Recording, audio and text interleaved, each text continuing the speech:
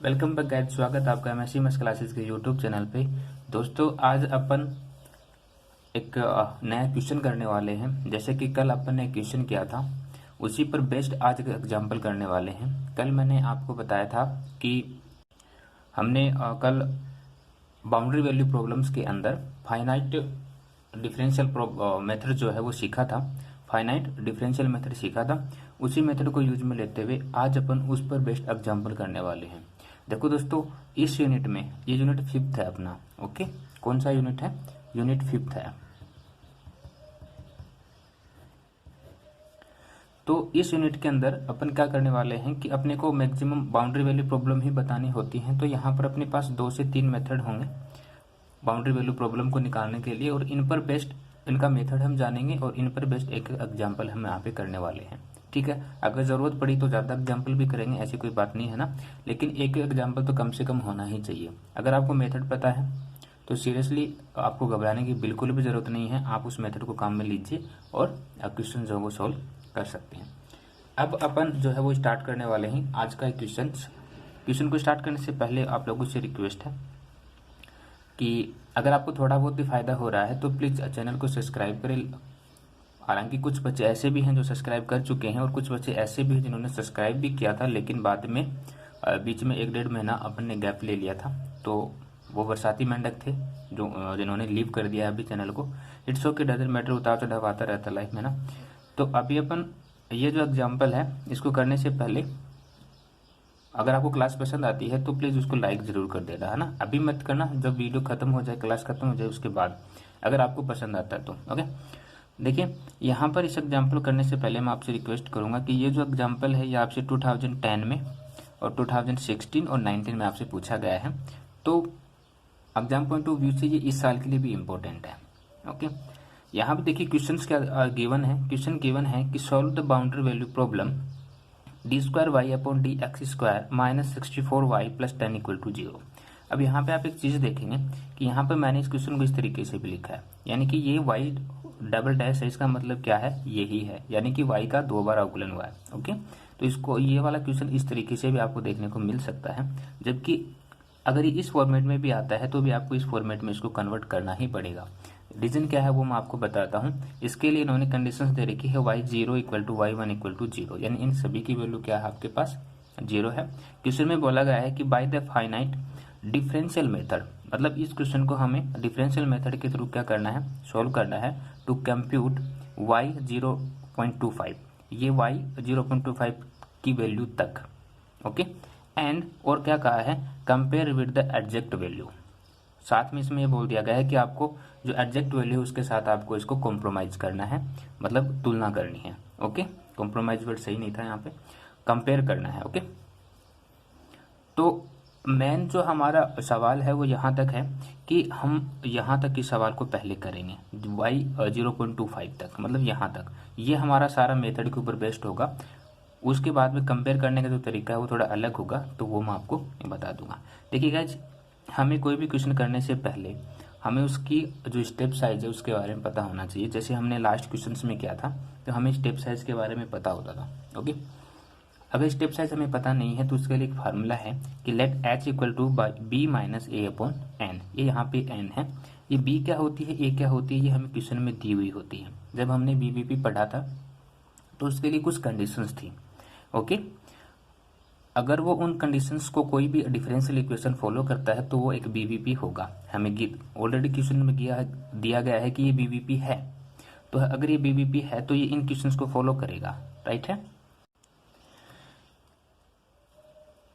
मैं एक बार चेक करा देता हूँ आपको, है ना। हमने यहीं पे किया था, ये देखिए, जब हमने BVP को प्रूव किया था उस टाइम पर हमने ये वाली कंडीशन देखी थी, y a बराबर a y b बराबर b। मतलब कोई भी फंक्शन डिफरेंशियल इक्वेशन अगर BVP है, बाउंड्री वैल्यू प्रॉब्लम है, तो उसके लिए 4 कंडीशंस होंगे। इन चारों कंडीशंस को अगर वो सेटिस्फाई करता है तो वो एक BVP है। ओके, इसका लिंक आपको डिस्क्रिप्शन में मिल जाएगा, आप वहाँ से इस क्लास को चेक कर सकते हैं। ओके, तो यहाँ से हमने क्या किया, b की वैल्यू हमारे पास यहाँ पे देखेंगे ये है 1 और a की वैल्यू हमारे पास 0, हमने रखा 1 माइनस 0/4। n जो है वो जैसे ये फाइनाइट डिफरेंशियल मेथड है जिसको हम क्या बोलते हैं, सेकंड ऑर्डर मेथड भी बोलते हैं। तो सेकंड ऑर्डर मेथड होगा तो यहाँ पर n की वैल्यू हमें हमेशा 4 लेनी है। ओके, n की वैल्यू ऑलवेज 4 लेनी है। 1/4 मतलब 0.25, तो यहाँ पर हमारे पास जो स्टेप साइज है वो क्या आ जाएगी, h की वैल्यू 0.25 आ जाएगी। अब देखिए गाइस, हमने जो सेकंड ऑर्डर मेथड पढ़ा था या फिर फाइनाइट डिफरेंशियल मेथड पढ़ा था उसमें हमने दो चीज़ें निकाली थी। पहली चीज़ कौन सी निकाली थी, पहली चीज़ मैं आपको दिखाना चाहूँगा। पहली चीज़ हमने ये निकाली थी y' और दूसरी चीज़ हमने निकाली थी y', है ना। अब देखिए हमारे क्वेश्चंस के अकॉर्डिंग इनमें से कौन सा फार्मूला जो हमारे काम आने वाला है, ये वाला फार्मूला, क्योंकि y' यहाँ पे है, ये j जो है ये काउंटेबल फंक्शन वो नंबर्स हैं, 0 1 2 3 4 5 और 4 तक जाएंगे मैक्सिमम ये, क्योंकि यहाँ पे सेकंड ऑर्डर मेथड की बात हो रही है इसलिए। तो अकॉर्डिंग टू आवर क्वेश्चंस हमें ये वाला फॉर्मेट जो है वो काम में लेना है। चलो यूज में लेते हैं। तो इसके लिए सबसे पहले हमने क्या किया कि हमें गिवन जो था, जो हमें क्वेश्चन में गिवन है, सबसे पहले हम वो रिटर्न करेंगे कि the given differential equation, given differential equation क्या थी हमारे पास। और ये जो डिफरेंशियल इक्वेशन हमें दी हुई है इसको मैं जे डायरेक्शन के अंदर लेके जा रहा हूँ, मतलब जे कोटेशन के अंदर, इन जे नोटेशन। ये आपको बताना पड़ेगा कि यहाँ पे जे क्या है। ओके, और जे की वैल्यू वो मैं आपको बता चुका हूँ, 0 1 2 3 4 तक जाएगी। Okay okay 64yj plus 10 equal to 0। अब ये क्या था, ये हमारे पास क्वेश्चन में गिवन था यहाँ पे, ठीक है। इसको इस साइड लेके आएंगे तो ये माइनस का और ये प्लस का हो जाएगा। सेम मैंने यहाँ पे इसको वही लिखा है। ओके, अब देखिए हमारे पास जो मेथड था, मतलब जो फाइनाइट डिफरेंशियल मेथड था, उसके लिए इसका कुछ फॉर्मेट होगा। यहाँ पर अगर मैं उसकी वैल्यू रख दूँ y'' की, तो वो क्या थी, यहाँ पर मैं बता देता हूँ। y'' की वैल्यू क्या थी हमारे पास, yj plus 1 minus 2yj plus yj minus 1 upon h²। ये वाली वैल्यू थी, फाइनाइट डिफरेंशियल मेथड से हमने निकाला था। ये वाली वैल्यू जो है यहाँ पे पुट करेंगे, सिंपल सा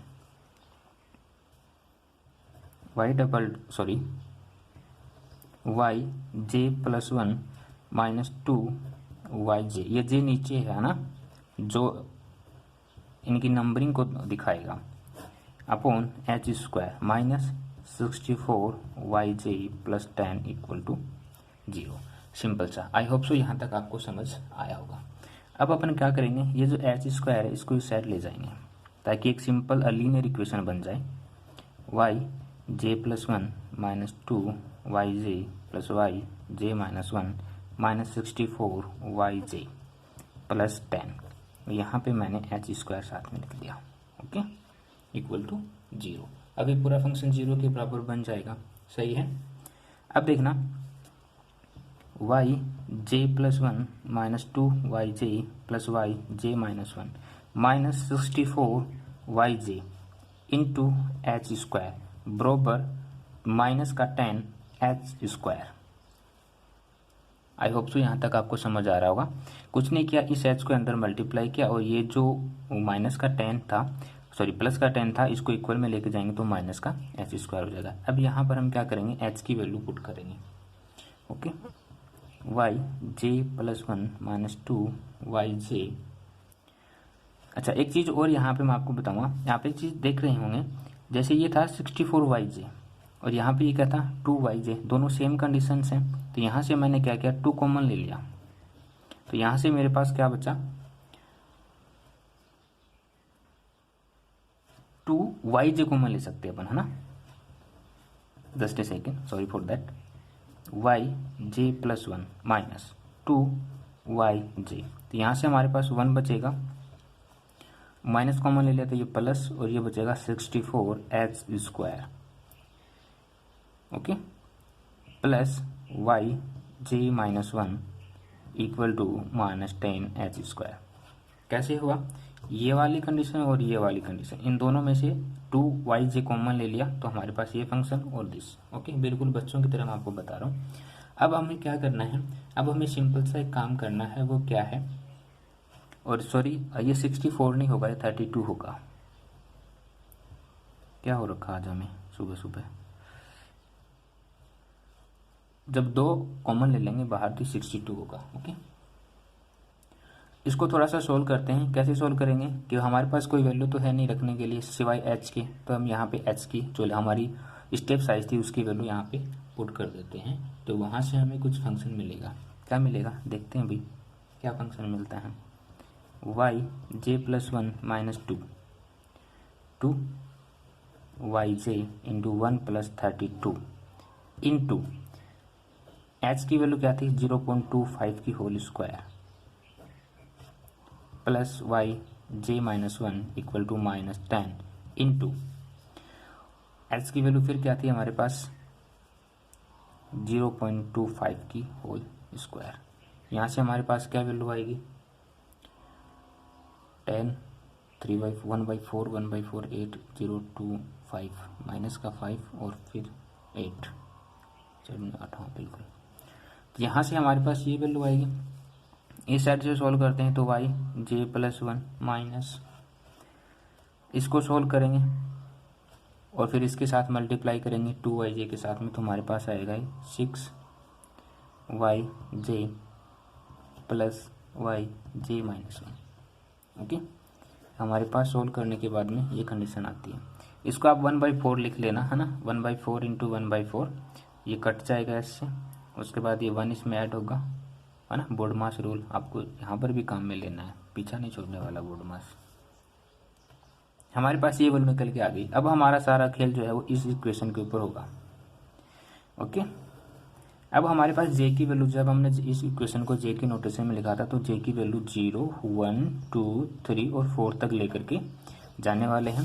यहाँ पर मैंने जब 0 वैल्यू लूँगा तो y की वैल्यू भी क्या होगी, हमेशा 0 ही होगी, जो मैंने आपको बता दिया। ठीक है, और ये आपको साथ साथ में यहाँ पे ऐसे बताते हुए चलना है। जब मैंने ये लास्ट में बता भी सकते हो, आप लास्ट में भी बता सकते हो ना, पर इसको साथ साथ में लिखते चलोगे तो उसका ये है कि अपने को पता चलता चलेगा कि हमारे पास कौन कौन सी वैल्यू जो है वो आ रही है और कौन कौन सी वैल्यू बच गई।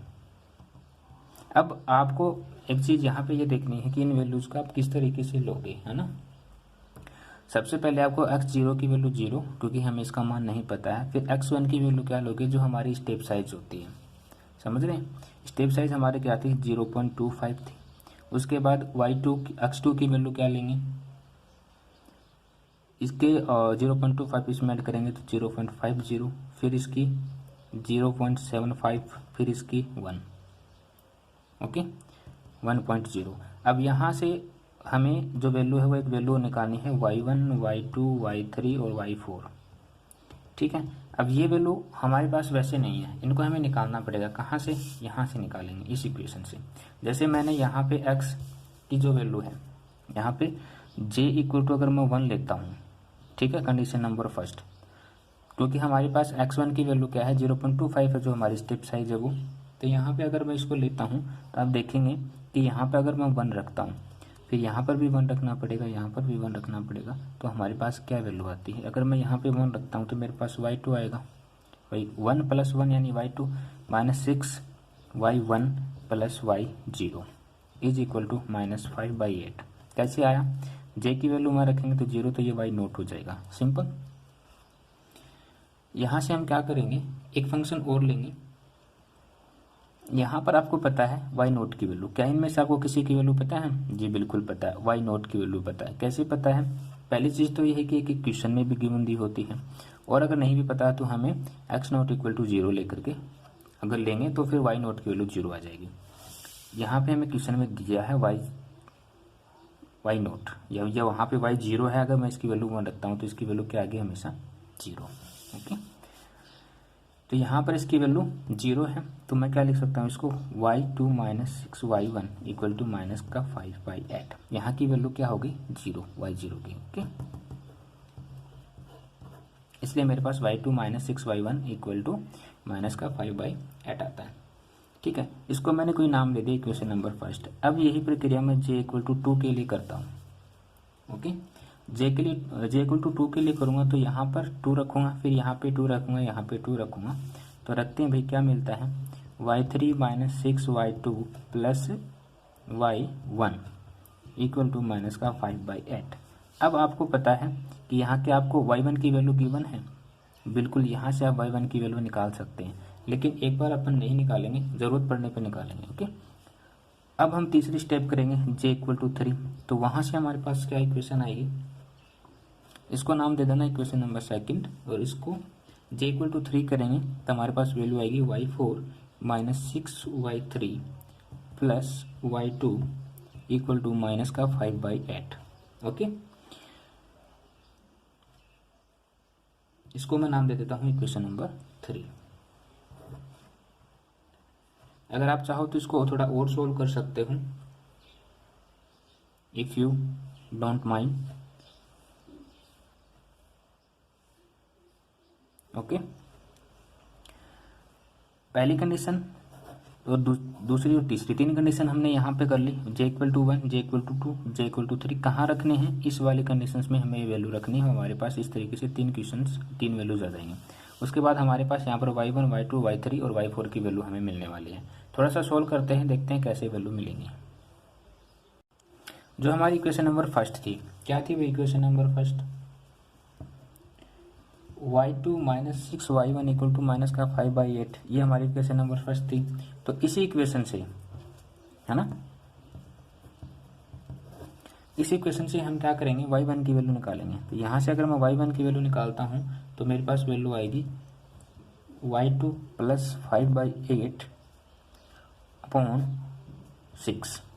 ये आप सोल्व कर सकते हैं। यहाँ से y1 की वैल्यू हमें निकालनी है तो हमारे पास y1 की वैल्यू ये आ जाएगी। ओके, इसको थोड़ा सा और सोल्व करें तो यहाँ से हमें मिलेगी y2 प्लस 5/6 48 8×6 ठीक है। तो ये वाली एक वैल्यू हमें मिल गई, इसको नाम देते हैं इक्वेशन नंबर 4।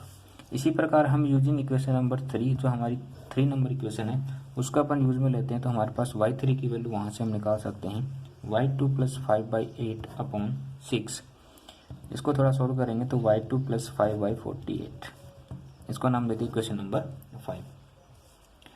अब क्या करने वाले हैं कि इक्वेशन नंबर 5 और इक्वेशन नंबर 4 जो है, इनको अपन, क्योंकि हम यहाँ से y2 की वैल्यू सीधा नहीं निकाल सकते थे, तो हम क्या करेंगे, y1 और y3 की वैल्यू इक्वेशन नंबर 2 में रख देंगे।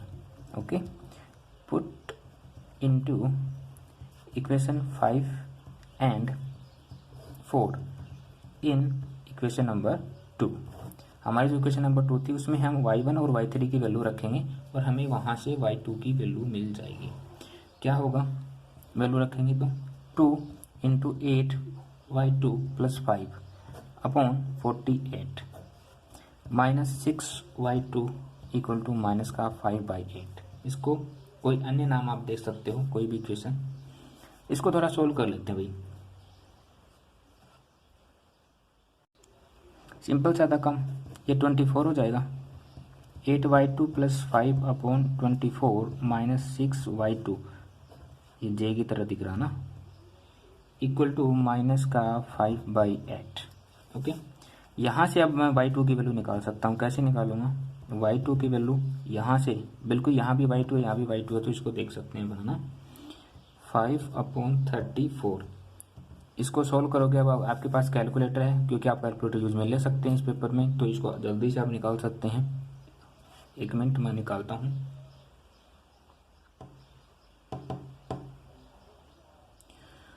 0.1470, और ये आपको एग्जैक्ट वैल्यू ही लिखनी है, जो आए वही। इसमें अगर यहाँ पे मतलब अपनी खुद की कोई कलाकारी नहीं लगानी है। जैसे होता क्या है कि पॉइंट के बाद जैसे ये 4 था, फिर 7 था, तो यहाँ पे अपन 5 कर देते हैं, ऐसा कुछ भी नहीं करना है।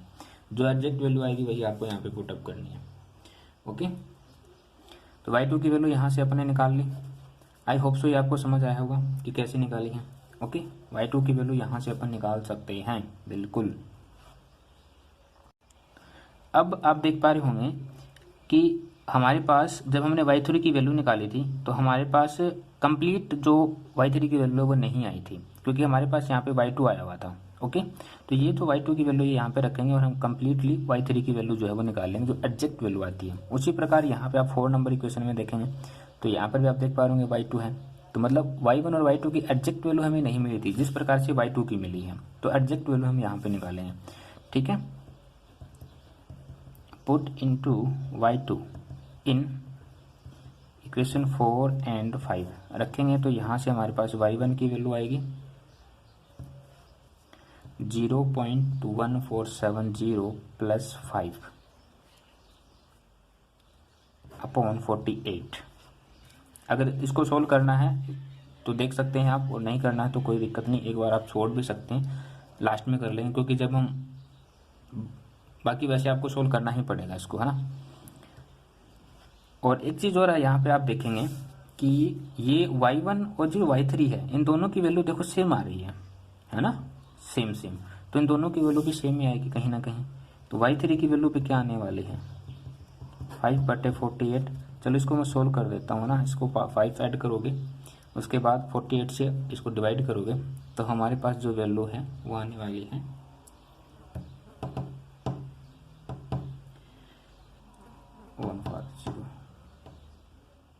01287।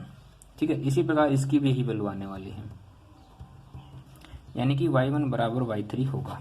ठीक है, ये जो वैल्यू हमारे पास आई है, इन वैल्यूज को हमने जब इन मान्स को पुट किया था ना यहाँ पर अपन इनको लिख देंगे 0.1287 और इसी प्रकार y3 की 0.1287, y2 की वैल्यू आई थी हमारे पास क्या 0.1470।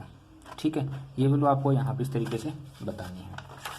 अगर आप चाहो y4 की वैल्यू रखना तो आप y4 तक भी निकाल सकते हैं, ये मैंने आपके लिए छोड़ दी है कि आपको y4 की वैल्यू खुद को निकालनी है। क्या करना क्या है कि j इक्वल टू आपको 4 ले लेना है, तो वहाँ से इक्वेशन बनेगी, जैसे वो इक्वेशन बनती है तो वहाँ पर आपको y1, y2 और y3 की वैल्यू पुट करने को देखने को मिलेंगी। आपके पास तीनों वैल्यूज हैं, आप रख देना, y4 की वैल्यू आपके पास आ जाएगी। तो ये था हमारा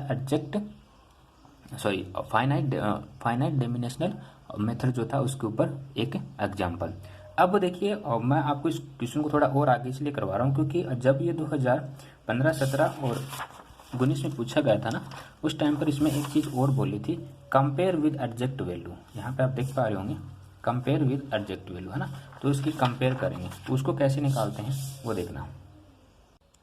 सो गाइस, इसकी एग्जैक्ट वैल्यू निकालते हैं अब, है ना, क्योंकि हमें क्वेश्चन में पूछा गया था। अगर नहीं पूछा होता तो हमारा सवाल y4 की वैल्यू तक फिनिश हो जाता। ओके, एग्जैक्ट वैल्यू निकालने के लिए अपन क्या करेंगे, नाउ यूजिंग डिफरेंशियल इक्वेशन जो हमें दिया हुआ था उसको अपन किस तरीके से लिखेंगे, एक डिफरेंशियल मोड में लिखेंगे। डी स्क्वायर की मतलब क्या है यहाँ पे, d square y upon d t square या वाई डबल डैश आप इसको बोल सकते हैं। ठीक है, इसका अगर ए ई मोड निकालें, ए ई मोड तो आप समझते होंगे ना, m square minus 64 equal to 0 लिख सकते हैं। यहाँ से एम स्क्वायर इक्वल टू 64, तो एम की वैल्यू कितनी आ जाएगी +-8। ये +-8 जरूर आपको ध्यान में रखना, कारण जब एम स्क्वायर का समझ गए होंगे आप, है ना। अब इसकी कोफिशिएंट नंबर निकालते हैं, क्या होगी आपको पता है ये क्या होता है, C1 e की power x plus C2 e की पावर -x होता है। यहाँ से अगर मैं इसकी वैल्यू निकालता हूँ तो C1 e की पावर 8 प्लस C2 e की पावर -8 और x है तो साथ में x भी, ये आपकी कोफिशिएंट नंबर आ जाएगी। इसी प्रकार अगर मैं इसका पी नंबर निकालता हूँ तो वो क्या होता है 1/d स्क्वायर -64 इंटू -10 e की पावर 0x। ठीक है, इसको सोल्व करेंगे तो इसकी वैल्यू हमारे पास आएगी 5/32। राइट है, अब हमें एक जनरल सॉल्यूशन देना होता है। इसका जनरल सॉल्यूशन क्या होता है, CF प्लस PI, ये आपको पता होना चाहिए, आई होप सो, इतना तो आपको आता ही होगा ना। तो यहाँ से अगर अपन GS निकालते हैं, यानी कि इसका जनरल सॉल्यूशन निकालते हैं, तो वह क्या आएगी y equal to C1 e की power 8x plus C2 e की पावर -8x प्लस PI कितना आया था 5/32। ओके, तो यहाँ से हमारे पास ये जनरल सॉल्यूशन आ गया। कुछ नहीं किया था, सिंपल CF निकाला, PI निकाला, GS क्या होता है CF प्लस PI होता है, और वहाँ पे हमने यहाँ पे इसको इस तरीके से डिनोट कर दिया। ओके, अब अपन यहाँ पे क्या करेंगे, हमें जो बाउंड्री कंडीशंस दी हुई हैं हम उनको अप्लाई करेंगे। Okay, now applying given boundary condition BVP। Boundary conditions तो अलग हो जाएंगे, बाउंड्री वे टू प्रॉब्लम अलग हो जाएंगे, है ना।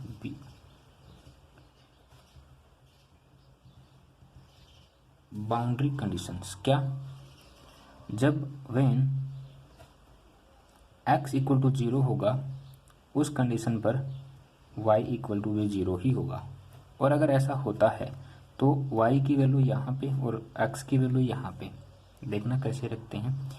y की वैल्यू यहाँ अगर इसमें GS में लिखता हूँ तो 0 इक्वल टू C1 e की power 8 into 0 plus C2 e की पावर माइनस 8 इंटू 0 प्लस 5/32। अब आपको पता है e की पावर 0 की वैल्यू 1 होती है, तो इसको सोल्व करेंगे तो हमारे पास क्या आएगी, C1 plus C2 plus 5/32। Okay, यहाँ से हमारे पास ये वैल्यू आती है। e की पावर 0 का मान क्या होता है, 1 होता है। Always remember U2। अब क्या करेंगे, हमने 0 ले लिया था x की वैल्यू। अब अगर मैं x की वैल्यू 1 लेता हूँ उस टाइम पर हमारे पास y की वैल्यू भी क्या होगी, 0 होगी। अगर ऐसा होता है तो GS की वैल्यू क्या आएगी, 0 इक्वल टू C1 e की पावर 8 प्लस C2 e की पावर माइनस 8 प्लस 5/32।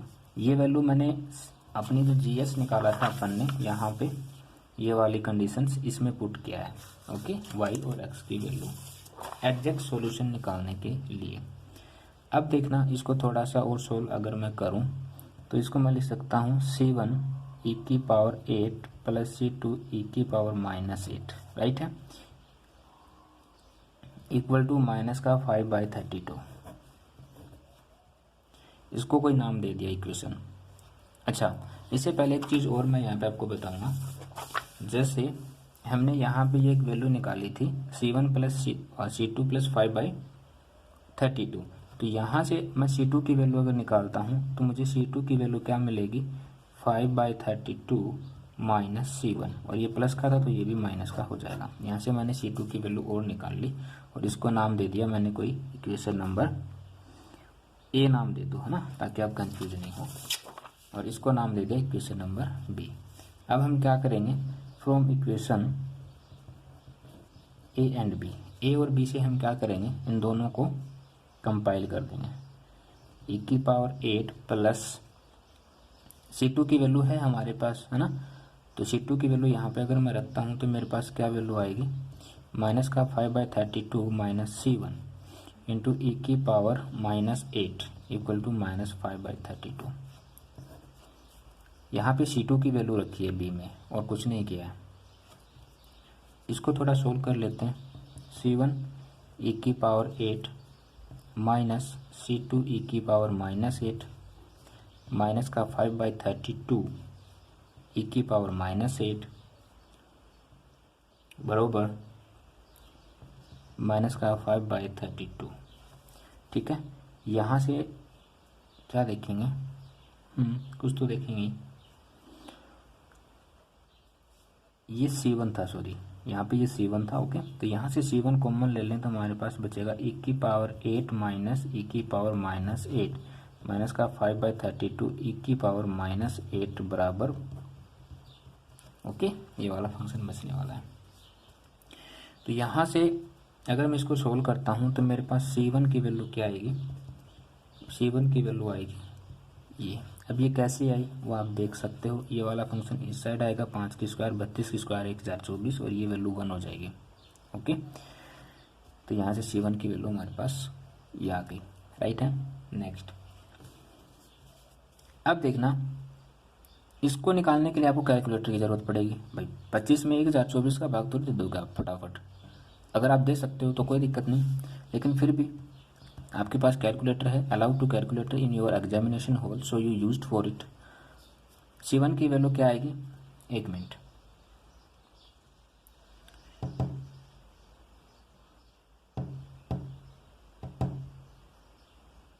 इसकी वैल्यू आएगी आपके पास, ये माइनस का था पूरा मान, सॉरी फॉर दैट, है ना। तो 0.000 1 2 3 4 525 ये वैल्यू आएगी C1 की, ठीक है। इसी प्रकार मैं C2 की वैल्यू निकाल लूँगा, तो C2 की वैल्यू मेरे पास क्या आएगी, -0 पॉइंट, एक मिनट,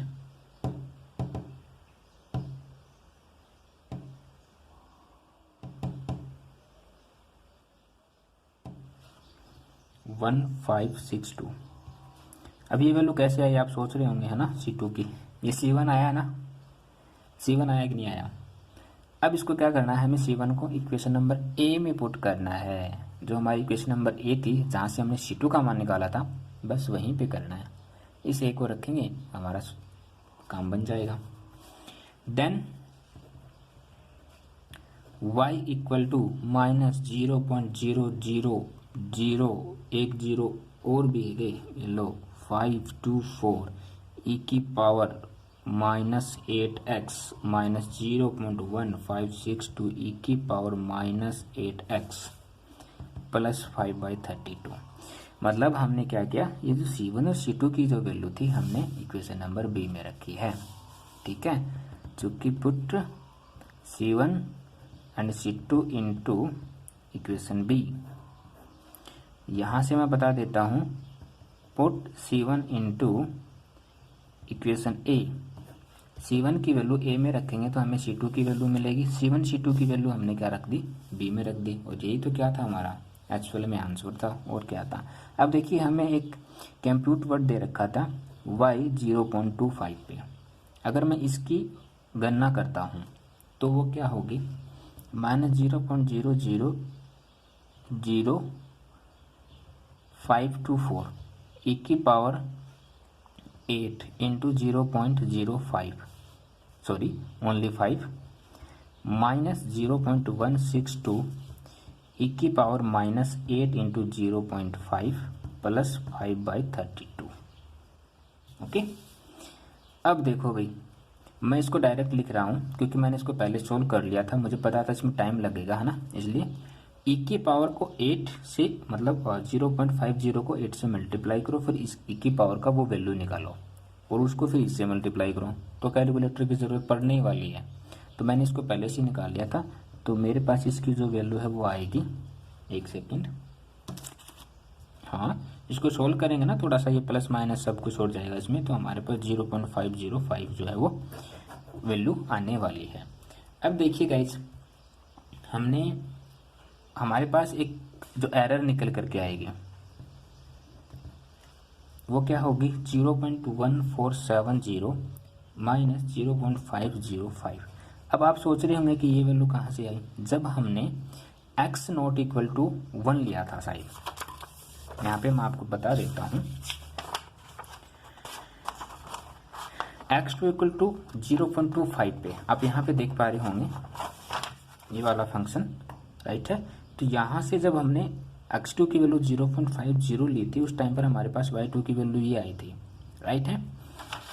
उसी को हमने यहाँ पे काम में लिया है और कुछ नहीं, क्योंकि यहाँ पर अब y की वैल्यू 0.5 लेंगे, 50, तो हमारे पास ये वैल्यू आ गई। तो यहाँ से हमारे पास जो एरर आई है वो एरर क्या आई है, 0.0035। इसको इसमें से घटाओगे तो ये हमारे पास एरर आ जाएगी। इस एरर को हमें परसेंटेज में बताना होता है, तो परसेंटेज एरर जो वो क्या हो जाएगी, परसेंटेज एरर हो जाएगी 0.0035 किसके साथ, 1450 के साथ, और परसेंटेज है तो मल्टीप्लाई 100। इसको सोल्व करेंगे तो इसके पास वैल्यू आएगी हमारे पास ये। बस यही आपका सवाल का आंसर है।